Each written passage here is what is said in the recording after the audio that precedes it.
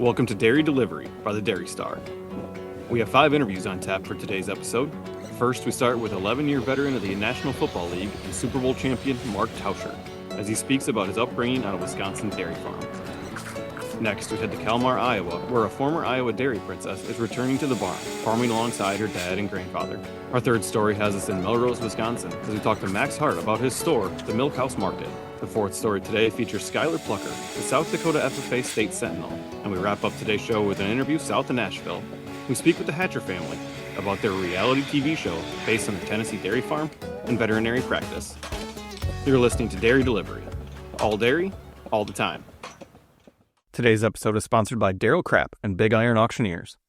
In today's market, every penny counts when realizing the full value of your equipment, livestock, or real estate. To ensure your assets reach their maximum potential, choose the expertise of Darryl Krapp at Big Iron and Sullivan Auctioneers. With 850,000 registered bidders, they offer a nationwide market and unsurpassed advertising opportunities. Their incomparable platform coverage is designed to make the selling process simple and successful.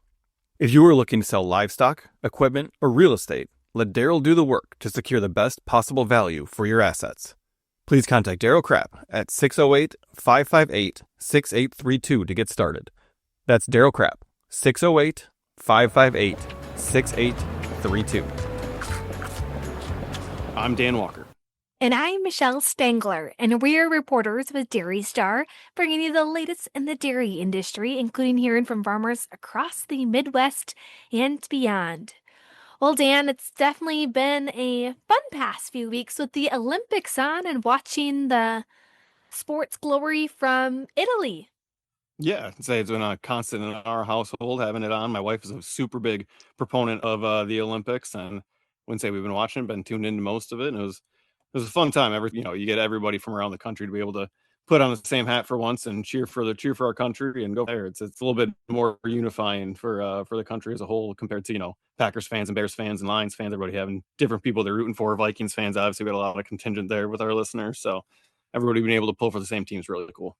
It's always cool to see some of the stories that come out of it, whether it's a legacy skier like Lindsey Vonn and the USA women's and men's hockey team winning in the gold medal match. Those stories that just come alive. It's fun to see the celebrations that go with it. So just a fun past few weeks of watching that. And now it's back to the spring of, did we have a full spring a few weeks ago? Is this still winter? That's where the question remains here. I think we definitely had a full spring. I think 2 days after we recorded, I think we got 10 inches of snow over here. So that was definitely a fall spring. We were back in the middle of it, and we're dealing with it again. So, well, where I was, we had no snow. So, in southern Wisconsin, so that was super nice. But okay, it's a little bit different idea. Then, yeah, you definitely still can kind of live in it a little bit. Now we were thrust right back in the middle of winter. I think as soon as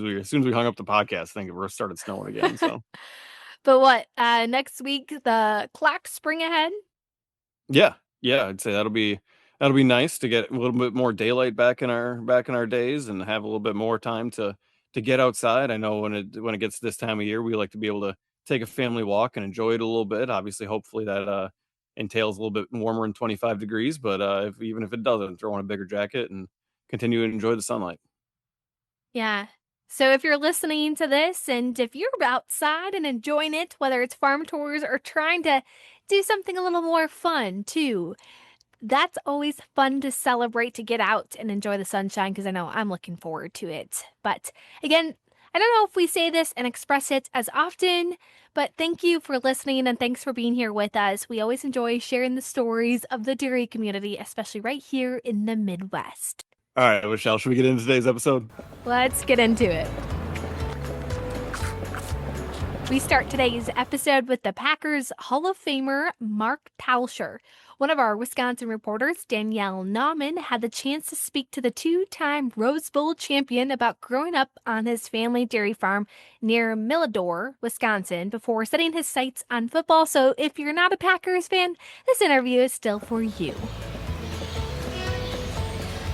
We had a dairy farm. We had about, I want to say it was 71 head of cattle that we milked, and then we also had heifers. And I don't remember exactly how many acres our family had, but yeah, that was, I have really fond memories of growing up on that dairy farm. Okay, and how long, like, at what point did your family sell the cows? And yeah, we ended up selling probably when I was, let me think, 77. I think we sold in 1990, so probably 13 when I was 13. Okay. 13 or 14. How old were you when you started playing football? So I started playing football in 7th grade.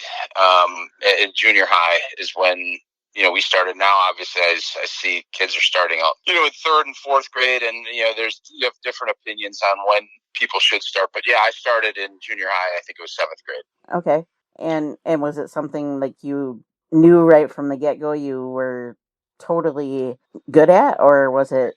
No, and I could tie this back into the farm. So I had a sister and 2 brothers, and so as we were growing up on the farm, there was a big family to the right up the street from us, and we would just get together and play sports. We would play football out in kind of on some of our land right by our shed, and then we'd play baseball and wiffle ball, and we had a basketball hoop in our shed that we could play baskets around. It was an old Leland tractor that we had turnaround jump shots on, and so I had just always loved sports, and I just wanted to play as many sports as I could. Uh-huh. There was never until I started getting bigger as a junior and a senior, football was never really on my radar. Auburndale is known for its basketball.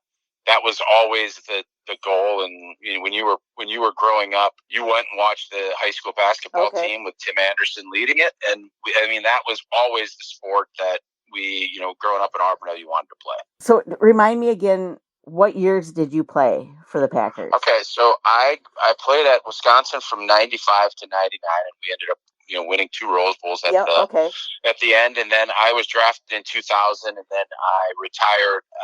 I got injured the Super Bowl year, and I retired after that. So 2011 is when I finished. Okay, growing up on the dairy farm and having that be kind of your formative years, what did you learn from that really created the foundation of your character that took you? Yeah, that's a great question, and there's not a doubt in my mind that if I had not grown up on a dairy farm and had chores to do when I was 5 years old, and had to kind of just talking about baling hay and picking rocks and having chores and things that you had to do every day, and you didn't have a choice but to work hard. And I just think dairy farming, there's I don't know anybody that you have to show up every day. You have to deliver on what is expected of you. Your role on that farm. I think going through it when you're growing up, you kind of are thinking, why do I have to do so much, or why is this is hard? And then when you look back at it, I couldn't be more thankful, because everything that I've gotten in life or earned in life, I can relate back to having that foundation of what growing up on a dairy farm gave me. And it's been the more time passes, the more I appreciate the time that we had when we were on a farm. It's the great bond still, with everything kind of getting splintered. The community around sports, and especially the Green Bay Packers, is really special. Yeah. Well, in that whole idea of the community ownership, the fact that it's not a privately owned entity, it's the people's team. Everybody feels a part of it, which is really cool, and that's pretty rare, especially today. Did you have a favorite cow growing up? I did. So I'll say this: I had a steer that I took to the Wood County Fair. Okay. Yeah, my favorite cow was Tess. Just a great producer. Okay. Not sure what other reason I had to love Tess, but I just remember the name Tess. And then my steer that we took up, I don't remember how old I was when I did that, but I got a fun picture of that my family now really gets a kick out of. I think it's hilarious. How about chores? Like, did you have a chore you absolutely hated doing? Oh, so what I was telling you about, at 5 years old, I had the gutters. The gutters were what I had to do, and then one that I never really liked doing is you'd have to get the hay out of the silo, and you'd always be worried about the feed getting stuck. And what I would do is I'd just run it, and it would be early in the morning, so then I would maybe sometimes take a nap and hope that things wouldn't get plugged. So those were kind of the two chores that I don't know which one I liked less, but both are the ones that kind of stick in my mind as what I remember growing up doing. And was there something you enjoyed doing? Yeah, you know what? As funny as it sounds, I actually enjoyed baling hay. I enjoyed getting up in the hay mow, and I'm thinking back now all of the times, with your core workouts that you have, and I don't know if you go to all of those things. I'm thinking the original core workout is to stand where you don't know if your feet are going to stick. Yep. And to take the bale off, to take the bale off the elevator and to fire it to somebody else that's going to stack. For whatever reason, that was the one I liked the most. Yeah, I was kind of wondering if you were a hay bale thrower. So oh yeah, loved it. I'm pretty sure if you asked me when I was, even when we moved off the farm, we still baled hay. We'd go and go around to different farms and help out. Uh-huh. And that was always the one. And I probably when it was 120 degrees up in the hay mow, I didn't love it, but there's something about getting done with that and then getting your water jug out. That was fun. When you choose to market with Daryl Krapp at Big Iron and Sullivan Auctioneers, your auction platform's incomparable coverage will lead to success in selling livestock, equipment, and real estate. Daryl can help you and make the process simple and easy. Call him at 608-558-6832. That's Daryl Krapp, 608-558-6832.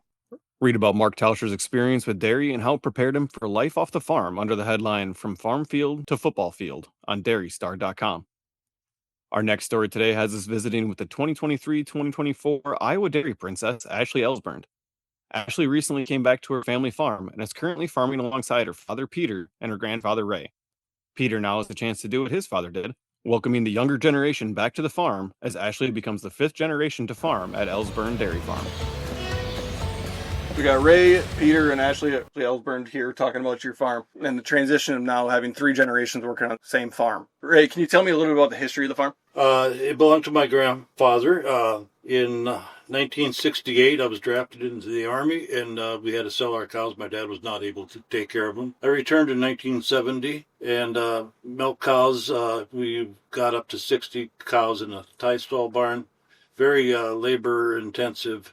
But at that time, it was myself and my wife did most of the work. And when my son got out of high school, he decided he wanted to farm, so we decided to build from scratch on another farm. And we have built that up to today to a 350 cow dairy. And that's where we are today.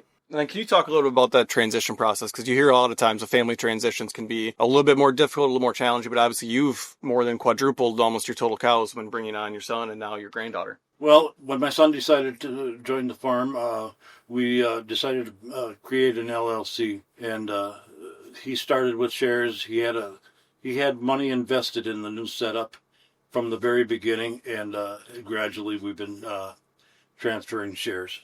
So obviously, as time goes on, you got to step away a little bit because you've got other people coming in. How have the roles changed on the farm since Peter's kind of taken over and now when Ashley's coming on board too? After we built here, Peter was the dairyman. He's the one that took care of the cows, the breeding and the milking and everything on a daily basis. And I did the feeding. I did most of the crop work. And that's the way the split was until Ashley joined us. Mm-hmm.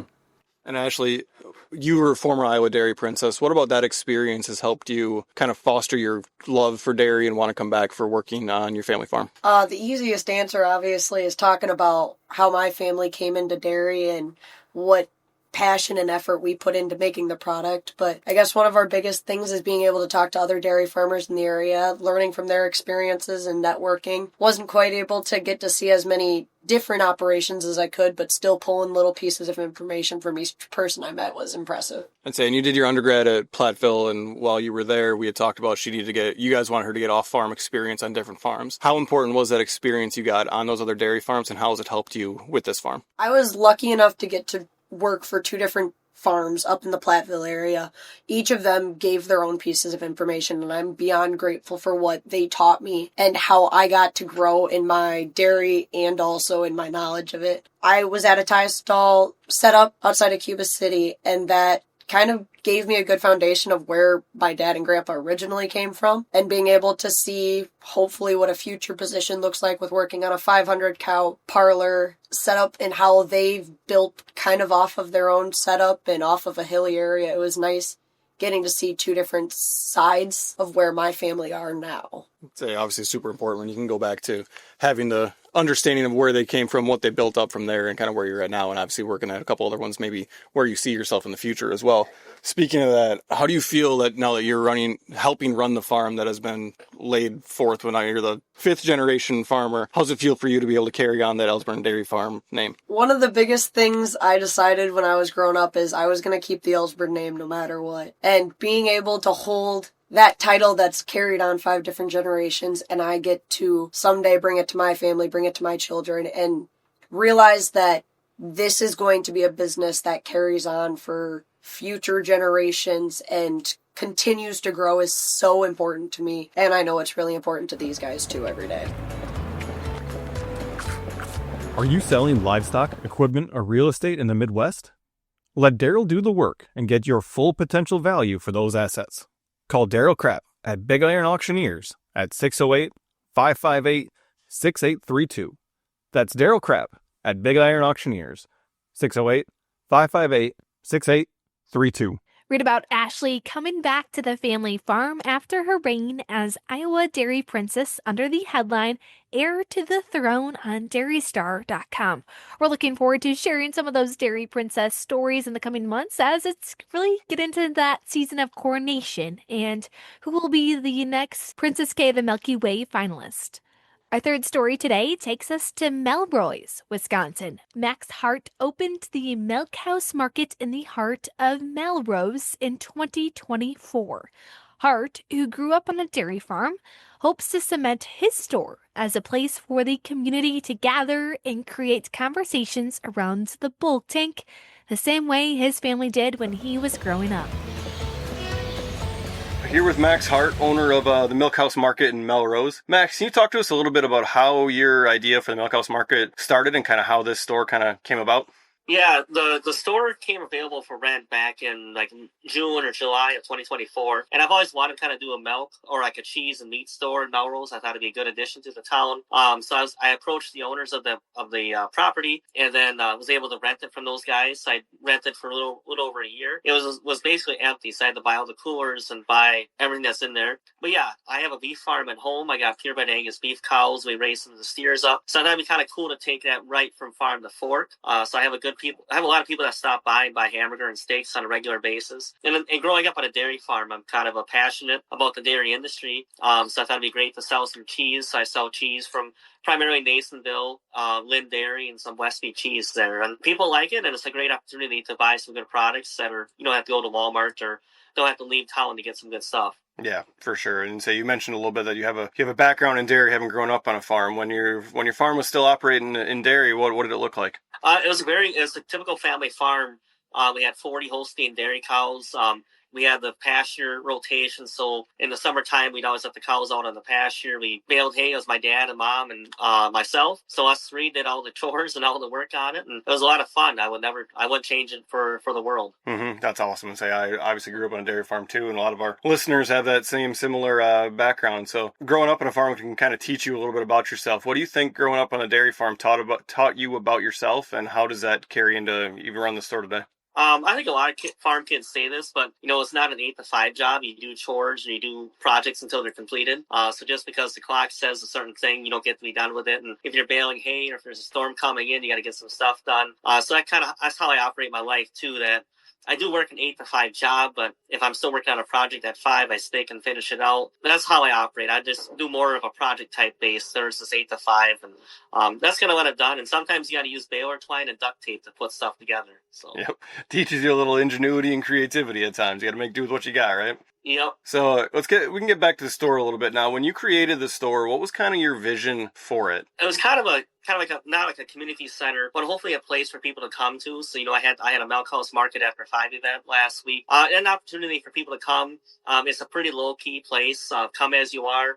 People always brag about how they don't have to dress up to go into my store, like they have to go to Walmart or Hanson's and stuff. And just a place to get some good products. We hosted an Oktoberfest party last year. I'm going to do a St. Patrick's Day party. I have a brisket in the freezer, so I'm going to turn that into corned beef and cabbage. And just a place for people to come and hang out if they want to hang out and enjoy and hope to be a good member of the community. Yeah, and so when we talked before, a lot of your stuff came back to community and what you hope to be with that. What do you hope this store and you can kind of provide as part of this community? Because, like you said, you're kind of already doing it, but like, what is like a full explanation of what you want the Milkhouse Market to be in the Melrose community? Well, we hope to be a good donor. Hope to donate back to organizations. I myself, I grew up being in 4-H and FFA. We want to support those organizations because that's what helps make our community great. And then hopefully be like a magnet and then encourage other businesses to open up in town. There are a couple of open storefronts, and more business creates more business. So people come to Melrose for a destination to get stuff from me and the other places. Hopefully people realize that there's an opportunity for them to open up a business and see how it rolls. Read more about the Milkhouse Market under the headline Meeting in the Milkhouse on dairystar.com. Our next story today takes us out west, as our writer for the Dakotas, Jenna Buick, spoke with Skylar Plucker. Plucker is the South Dakota FFA State Sentinel. Plucker talks about growing up on a dairy farm and how FFA and farming have helped prepare him for his future. Skylar, what office do you hold, and what are your main roles? So I'm currently serving as the South Dakota 2025-2026 FFA State Sentinel. And my main roles are mainly providing for the comfort of our members, our guests, and our team. So I do a lot of work with making sure everything's fixed up, everything's tidied up. I work hand in hand with our state president and making sure everything's running effectively. And making sure that everything's running on time and everything is as comfortable as it can be. So you are attending at South Dakota State University in Brookings. So what are you majoring in, and what are your future plans? So I'm majoring in agriculture business, and my future plan is to take what I learned from school and bring it back to my home farm, or get a job in kind of the ag business field in a sense. I feel it's very important to know the business side of agriculture and the business side of how a farm works. So bringing that back to my own family farm, I think, would be very, very valuable. Can you tell me a little bit about your dairy farm? So my dairy farm, we run about 25 head pure Guernseys, and we milk in a tie stall barn. We got about 2 milkers, and we mainly focus on the show cattle side of things. Genetics, we're looking at sires about enhancing our cattle string in the show side. We love going to our local county fair. We love going to the state fair and a couple national shows around the nation. We absolutely love it. So those are the main things that we focus on in our operation. How has your dairy background helped you become a state FFA officer? I feel like my background in the dairy industry has really helped me see and tell the members to find the beauty in everything that you do. Growing up, I remember waking up early mornings, grabbing one of my heifers or cows, and walking down our gravel road and just listening to her hoofs and my feet going to the gravel, watching our wild turkeys fly down from the roost, seeing that sunrise creep right above our pasture, and that frost or mist or dew be in those pastures, and really seeing the beauty. A lot of times I view it as a chore, but those days that I really take in the beauty are the days I miss most about being in college and not being back home at my farm, and understanding that you need to see the beauty and sharing that to members. I love telling the story to members I meet across the state because it really enhances them to want to find the beauty in everything that they do in their classroom, in their egg class, and on their own farms or houses, to just really see the beauty in everything that they do.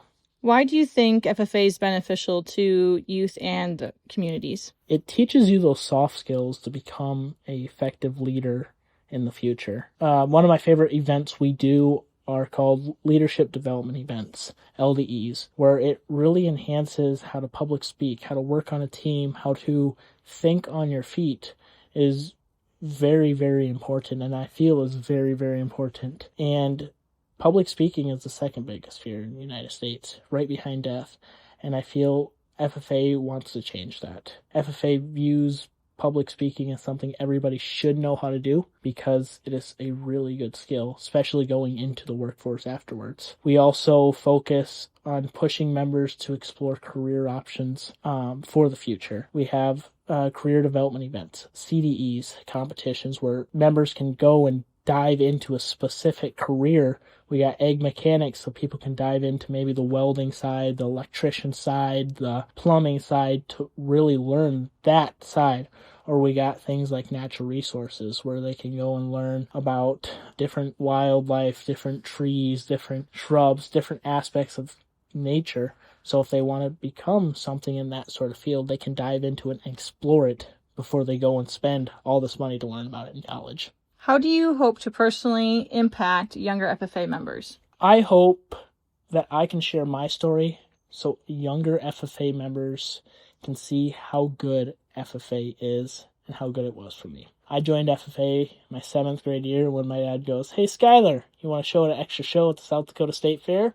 I go, "Oh yeah, I'll go and kick some butt in some other show." Fun fact, I did not kick some butt in that other show, but I walked out of that show ring and my dad goes, "Now you're in A class, and now you're in FFA," because that was an FFA show. And ever since that day, my experience has only been awesome. Has only been above everything I can do. And I want other FFA members, especially younger members, to see that and to see FFA has a lot of beauty in it. FFA has a lot of good things in it. You just got to go out of your way. Not even out of your way. You just got to participate in it to learn these things. What would be one piece of advice that you would give other youth considering joining FFA? Do it. Just join it. One thing my team and I have said all year long, it is easier to live with failure and failing at something than it is regret of not even trying. And the only thing you have to lose about joining FFA is in 20 years you regretting not joining FFA. So I'd encourage every young person considering it, or not even consider it, just join it. Well, there's a lot of staff that were part of FFA. Dan, were you engaged in FFA? I was, but I wasn't a super active member. I was there. I was on paper there, and I played barn ball against some other FFA chapters. But that was as much as I got into it with the leadership there. Probably should have done more with it, but that was about it. So, what did you do with FFA? I did quite a bit. I was active and I'm an alum of the Watertown FFA chapter in Wisconsin, and like leadership development events, career development events were one of my favorite things to do. I was a dairy handler at World Dairy Expo for a year for that CDE. I did poultry evaluation, but it's fun to look back upon and see of all the memories that FFA brings up. Seeing those in this past week of National FFA Week, it's cool just to reflect on, and that story, a really great story to listen back on from a state officer perspective. You can read more about Plucker's FFA adventures under the headline "Stationed by the Door" on dairystar.com. Our final story takes us to College Grove, Tennessee. Minnesota reporter Amy Kylo had the chance to speak with Charles Hatcher, who operates a dairy farm milking about 90 to 100 cows of many breeds. Charles, along with his wife Mary, his sister Jennifer, and his parents Charlie and Sharon, are featured in the Disney Plus reality TV show, The Hatcher Family Dairy, focused on life on the farm and Jennifer's veterinary practice. You said it was 2007 you switched to bottling your own milk. What kind of inspired that change? I know I see a lot of folks are starting to go that route, and that's pretty exciting, but I always like to hear kind of people's inspo on that. At that time, we were milking, 50 to 60 cows, and dairy farming, as we well know, is you're not going to be a Fortune 500 company doing that or on Forbes magazine doing dairying, but we were kind of at a crossroads. Price of milk, mailbox price of milk at the time. We're a small dairy. They're dwindling fast around us. And my dad had this vision of, why don't we cut the middleman out and bottle and sell our own stuff and create our own brand, which was kind of foreign territory in our area at the time. So we were about the first ones in the state and pioneers in Tennessee to do the producer processor route. And it's a lot of gamble. You have to take a leap of faith. You don't know if it's going to sell. You don't know if you're going to be successful. But we feel like we needed to do that in order to really survive as a small family dairy. And we wanted to keep the farm going to continue it on. And we've been on this same same property here since 1819. So that means a lot to us. So we hope we're here for another 200 years, and a way to ensure that is to process our own milk and have our own brand. So, and it's been a lot of blood, sweat, and tears to do it. But we're very, very lucky and fortunate of the area that we're in.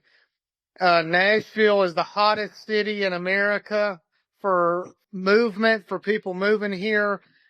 We have one of the best farmers markets in the state within 20 minutes of the farm here. We're in the wealthiest county in Tennessee, and it's top 5 wealthiest in the nation. So we've got a lot of higher end, coffee shops, restaurants, markets that really pledge that loyalty on locally sourcing their food. And we've just been so lucky that we were able to kind of hit all that in stride, because it was before the farm to table movements. And it's like we started in 2007 and the ball started rolling with this, hey, we're sourcing where your food comes from, finding the farmer, and more research going on. People are becoming more aware of that. So I tell people, I talk to dairy farmers across the country about it, and I say that, there's no secret. It's just location for us. It really is. I guess I can thank my 3 great grandfathers ago for settling right here in 1819 from Virginia. But yeah, and it's a family thing, as most dairies are. And currently working at the farm is my dad, my mom, me, my sister, my wife. I've got a niece and nephew that are 11 and 7 that are starting to get in that good age from helping. And I've got a 4-year-old son, and I've got a 1-month-old daughter. Oh, wow. So it's a family environment. So we're bottling, I'm trying to do the math here, about 5,500 gallons a week right now. And we're selling that to over 100 outlets in the mid-state here. And we've got 2 delivery trucks that deliver that. And we've got a retail store here on our farm. I love that. And so tell me a little bit about, you guys had your own TV show for a year. Tell me about how you got approached for that, how that came about. Man, it was the craziest, wildest experience, in a good, all of it in positive ways, and is what I mean by that. So we had my dad, when he worked with the state for 21 years, a gentleman, a colleague of his, he worked with this guy, and this guy's son is a TV producer and film producer in LA, Los Angeles, California. And in 2019, he knew of us, and his family still lives here, even though he lives in California, and he would come in and visit for holidays and special occasions, and came and checked it out. And we started getting some emails from this guy, and he said, hey, y'all got a lot of cool things happening around there. We think you would be great for, like a docu-series or something, and we thought it was like a scam, to be honest with you, like one of these crazy scam deals. And we declined him about 3 or 4 times. We said, we don't have time for that. We don't know how serious you are, etc. But he was persistent and kept coming. And finally we thought, okay, we'll hear you out. So he and a couple on his team flew out here in 2019 in the late summer and spent a few days with us. And they gathered what's called a sizzle reel. So basically a 5-minute highlight video, the happenings on the farm. And then you take that sizzle reel and then you send it out to networks and see if anybody bites on it. And we're still thinking this thing, there's no way that this is going to happen. But lo and behold, he ended up contacting and said, hey, National Geographic wants this thing. And we were thinking, wow, that's crazy. So we thought long and hard on it and contemplated and talked as a family, and thought the only way we want to do it if it was agriculture, dairy, farming, veterinary family forward, and that we would have control over the content that was put on there. They were gracious enough to agree to those terms. And after a few months of going back and forth, the legalities of it, we finally got everything squared away, and we were supposed to start filming in March of 2020. We know what happened then. And we really didn't think, we thought, okay, well, that's it. We're not going to do this thing. And then we ended up getting delayed until August, and we had to meet a lot of COVID guidelines. They were here for about, I think it was 10 weeks, 8 weeks of filming, and then another 2 weeks of kind of pickups and interviews and stuff. And we were absolutely delighted that National Geographic actually kept the name dairy in it, because that's not really a sexy word to put out as a name of a show, the word dairy, because there can be some negativity to that. They did that, and then in the process of us filming, Disney ended up merging and buying National Geographic. So we didn't know it at the time, but not only were we on the National Geographic platform, but then that catapulted us to the Disney Plus platform, where millions and millions and millions of people have access to that. So yeah, we filmed for 10 weeks. It took about 6-7 months to edit it, and then it went live to the world, and it was just crazy thinking about seeing yourself and hearing yourself on national television. And then seeing your family, it's like, wow, do we sound that redneck? And holy moly, I look like I weigh 400 pounds. You get all the you're your own worst, harshest critic. But we felt like that it was good and everything we wanted, and we had no idea that the connection it would make with people. I mean, the age demographic is 2 to 92 that watched it, and we still get, this is going on 5 years ago, in 21 when it aired, we're still getting fan mail, emails, handwritten letters from people all over the United States. We've even got some emails from foreign countries that have watched it. We feel like we really connected with people and in a positive way, and shed a lot of light on veterinarian and dairy farming. Read more about the Hatchers' adventure with reality television under the headline Filming the Days of Our Lives on dairystar.com. In the latest issue of the Dairy Star, we have a special insert as we prepare for the Central Plains Dairy Expo, March 17th through 19th. If you're planning to attend the show, be sure to come check it out, as it's full of previews of different seminars, exclusive interviews, and more. To learn about what you can learn at this year's show. I had the opportunity to go last year, and it is a fairly big show. There was a concert last year, a prayer breakfast, and so a lot to see at that show in South Dakota. And we'll have a booth, so make sure you stop by and come say hello to Dairy Star. With the Olympics wrapping up just a week ago, this issue's Our Side of the Fence takes an Olympic angle. We talk to farmers who watch some of the events and hear about which farm chores they would consider worthy of the Olympics. Another story in this issue highlights Chuck Ripp of Dane, Wisconsin. Chuck was recently named Advocate of the Year by the Dairy Business Association. Chuck is a third generation at Ripp's Dairy Valley, farming with his brothers Troy and Gary. Chuck welcomes people of all ages to the family farm, ranging from kindergartners in the Waunakee School District to legislators from nearby Madison who want a first-hand look at the dairy industry. I know spring kind of being here, the day on the farm that many FFA chapters do, or different Farm Bureau groups. It's always fun to see people coming out to the farm, little to old, all fun to come out and see what a farm is like. Definitely. Always good to get that kind of exposure firsthand to really understand what goes into dairy and all the hard work that the men and women that are helping put food on our table and put food in the stores and everything for us. Like, getting a better understanding is always super important. One more story we have talks about the return of the dairy herd to a farm in Lanesboro, Minnesota. When the Ryan family switched processors, they saw an extremely low milk price, making dairying unprofitable, and the herd was sold in 2024. After being approached by Foremost Farms USA, Ben and his wife Amber brought the cows back to the barn and started milking again in April of 2025. Find more stories in next week's Dairy Star newspaper. Then come back to the Dairy Delivery on Spotify, Apple Podcasts, wherever you listen to podcasts to hear more of those stories.